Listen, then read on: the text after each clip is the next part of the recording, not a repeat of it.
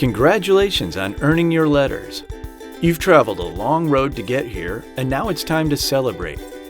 Once you finish your associateship or fellowship requirements, you will attend an upcoming annual or spring meeting. The meetings are basically the same thing with a few small exceptions.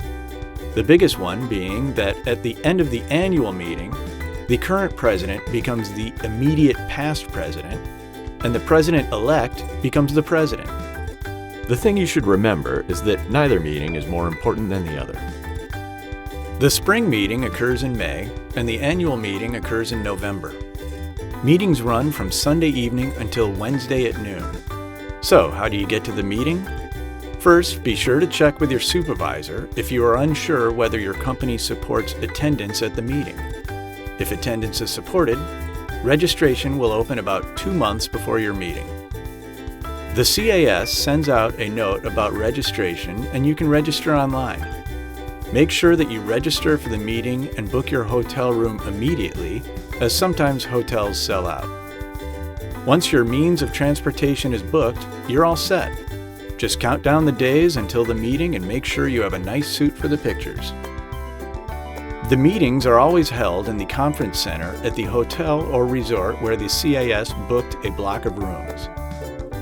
After you check into your room, head on down to the CAS registration desk and pick up your kit. Registration opens on Sunday afternoon, and it is highly recommended that you check in as early as possible to avoid the rush, especially for the reception and ACAS festivities on Sunday evening. Introduce yourself to the CAS staff. They are all very friendly and helpful. The staff will give you a kit, typically a bag, with a bunch of goodies in it, but the most important piece is your name badge. Make sure you trick out that name badge with applicable ribbons and grab yourself a lanyard so you can wear it proudly. You will be required to wear this lanyard and name tag to gain entrance into all sessions, meals, and receptions. You will be stopped if you're not wearing it. So, now what? Well, that answer depends on if you're a new associate or a new fellow. New associates and their guests will start their celebrations just a few hours after registration at a Sunday reception where champagne and light refreshments will be served. The president will give a speech congratulating and welcoming you to the CAS.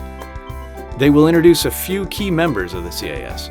Make sure you're wearing that nice suit since you'll be getting your picture taken tonight in groups with the president.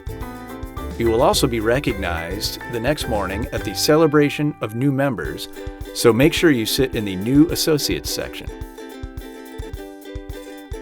If you're a new fellow, then you'll be recognized Monday morning. All guests and members, new and old, are encouraged to come cheer you on, silently, as you walk across stage and shake the president's hand. Directly after this, you'll get your group picture taken, so make sure to wear that nice suit. That evening, you and your guests will have your own cocktail reception.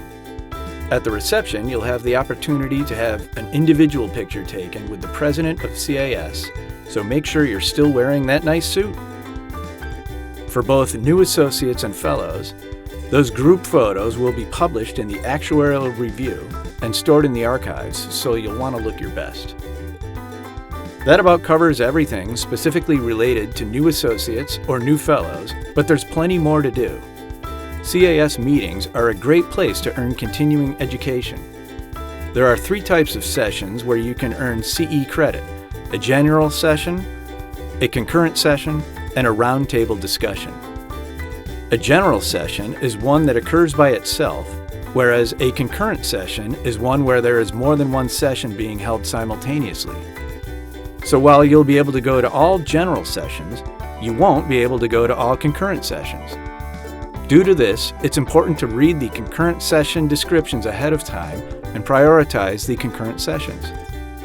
For both of these types of sessions, there will be a speaker or speakers that speak the majority of the time, leaving some time for questions. A roundtable discussion, on the other hand, doesn't have a speaker and instead relies on audience participation and a moderator to lead the discussion. Be sure to look out for the roundtables geared toward the new members. That pretty much covers the basics. Be sure to check the schedule on the CAS website for more information. Thanks for joining us, and be sure to check back with us for more CAS talks.